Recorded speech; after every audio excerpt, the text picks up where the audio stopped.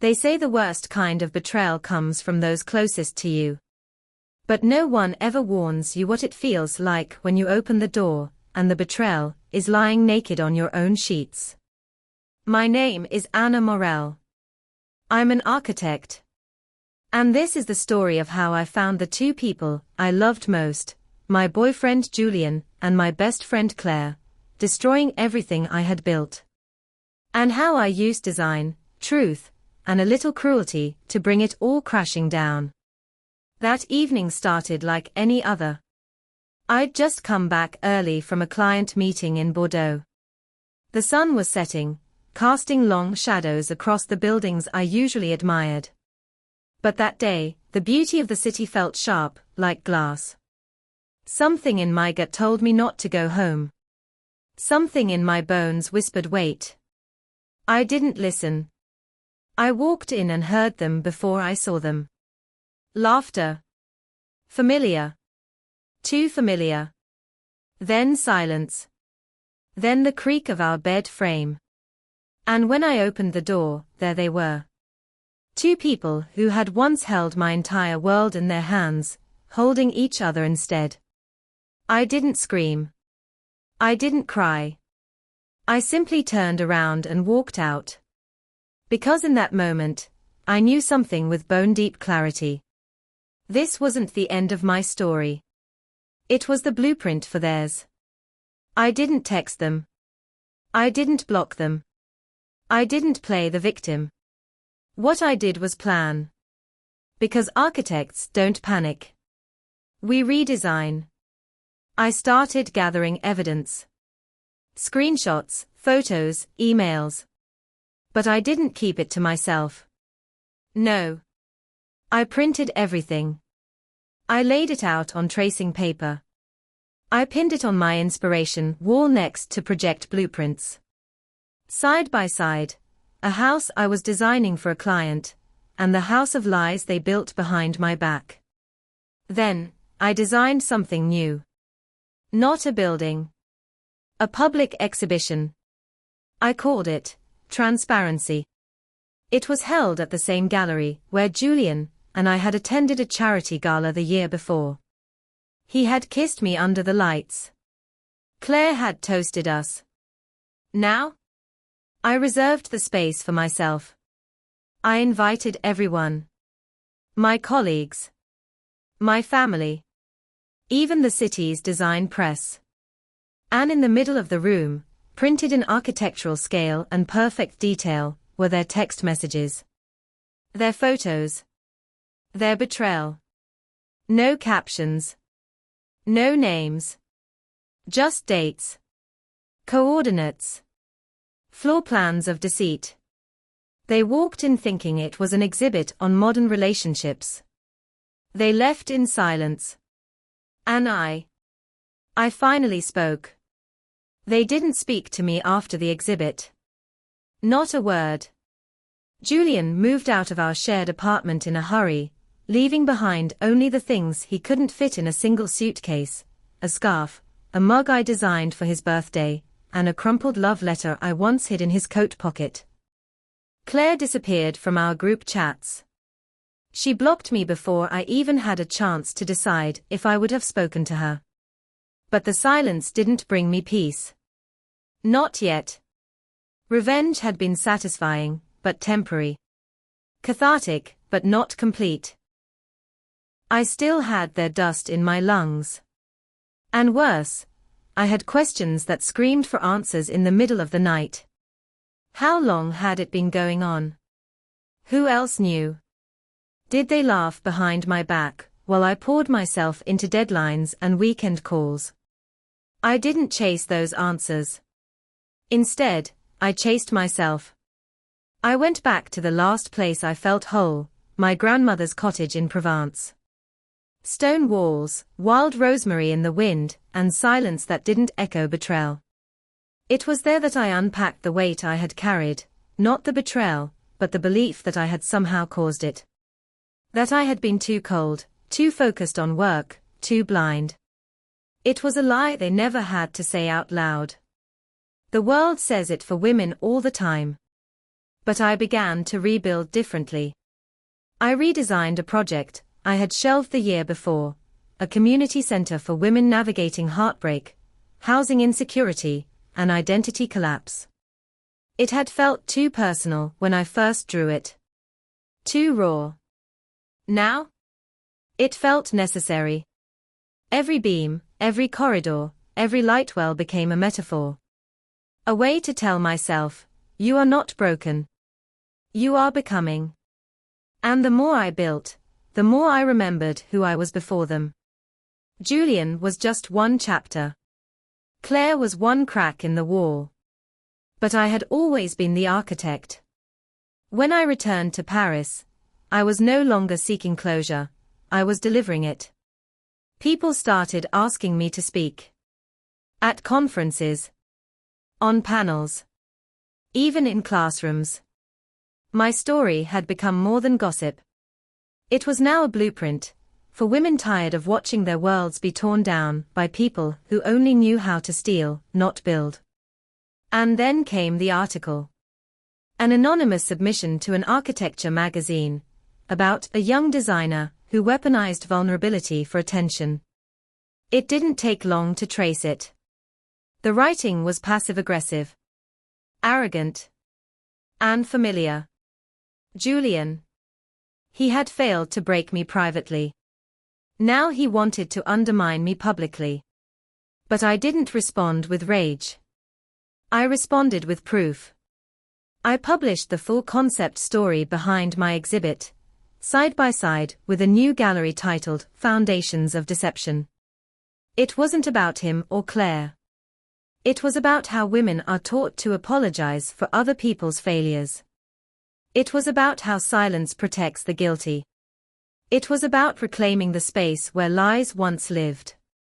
And in the center of that gallery, a steel-framed mirror.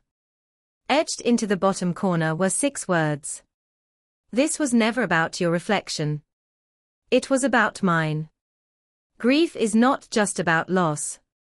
It's about the slow erosion of the person you thought you were before everything collapsed. And surviving it means rebuilding that person, beam by beam, brick by brick. After the second exhibition, people started looking at me differently. Not with pity, but with respect. As if the pain I had endured had transformed me into something indestructible. But let me be honest, I was far from indestructible. I cried in elevators. I froze in cafes where Julian and I used to sit. I questioned every new connection, every compliment, every text message. Because survival isn't linear. It loops. It stutters. It sometimes drags you backward when you thought you were sprinting forward. But I kept building. I began designing private retreats, spaces for women to reconnect with themselves after major life upheaval. Divorce. Career burnout. Betrayal. I didn't just draft structures. I crafted sanctuaries. Spaces that whispered, you are safe here. You belong here. One retreat client hugged me at the end of our walkthrough and whispered, you don't know how much this saved me. But I did know. Because I had built it for both of us. Still, even as my career flourished, the remnants of what had been stayed with me. One morning, I received an invitation. Julian and Claire were getting married. No note. Just a card. Ivory, embossed, clinical. A list of names. A date. A location. And then, in the tiniest text at the bottom. Designed by Morel Studio. They were using one of my public concepts. A venue I had sketched for a city proposal the year prior. Something I had poured heart into. Something they had lifted. I stared at the invitation for a full minute. Then I smiled. Not because I was over it, but because I finally understood something. They hadn't changed. They still needed me to define their happiness. Still needed to borrow beauty. Still needed to take shortcuts through other people's blueprints. But I no longer lived in the same world as them. So I framed the invitation. Not as a reminder of the pain, but as a certificate of survival. The version of Anna Morel who had once waited for apologies, who had once begged for explanations, she no longer existed. Now, when I stand in a room, I don't wonder who is whispering about me behind their hands. I already know. They are saying, she survived that. No. I built from that. There's a myth that strong women are born unbreakable. That we emerge from the womb with armor, that we don't cry in bathrooms or doubt our worth.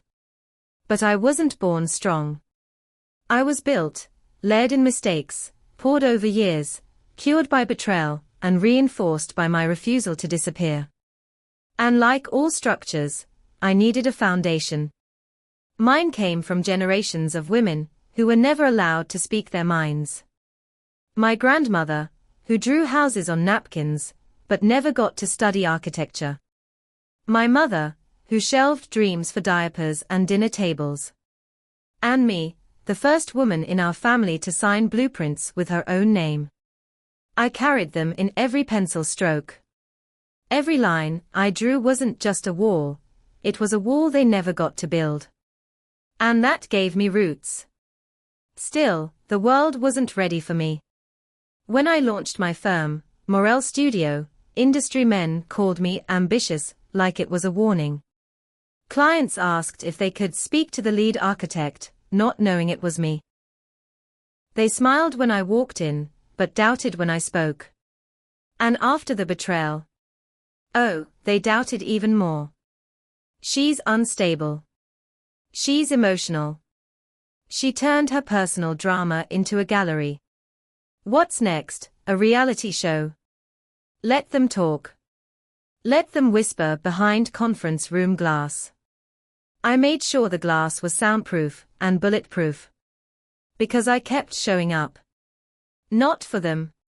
But for the women who were watching. The interns who saw their futures in mine. The clients who said, I chose you because you weren't afraid to tell your story. My buildings changed. They became sharper. Braver. More defiant. I used brutalist lines softened with light, just like me.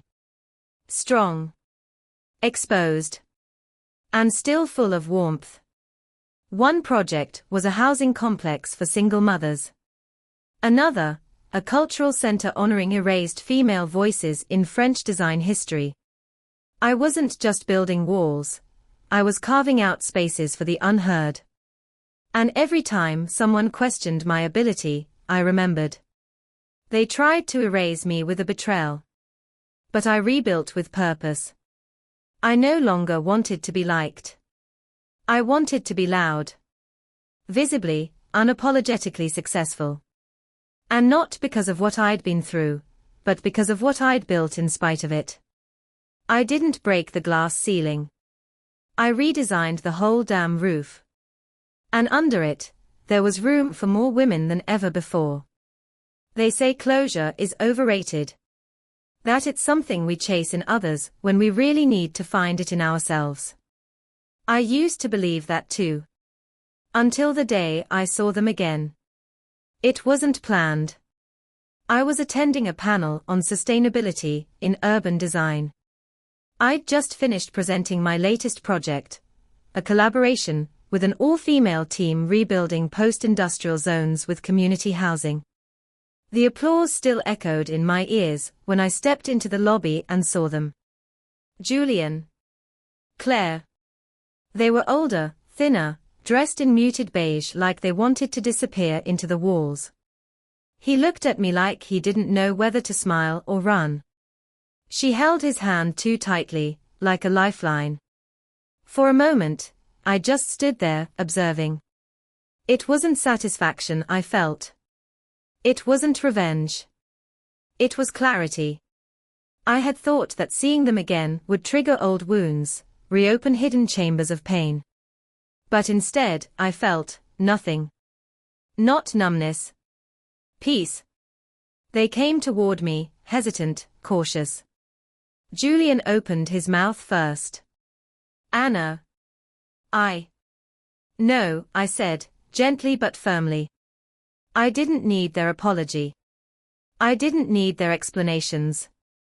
They already existed in a building I'd long ago demolished. I drew a line then, not on paper, not on stone, but in the air between us.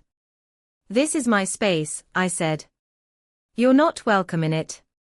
He nodded, the words he'd rehearsed now useless. Claire looked away. They left. And I stayed. Not frozen.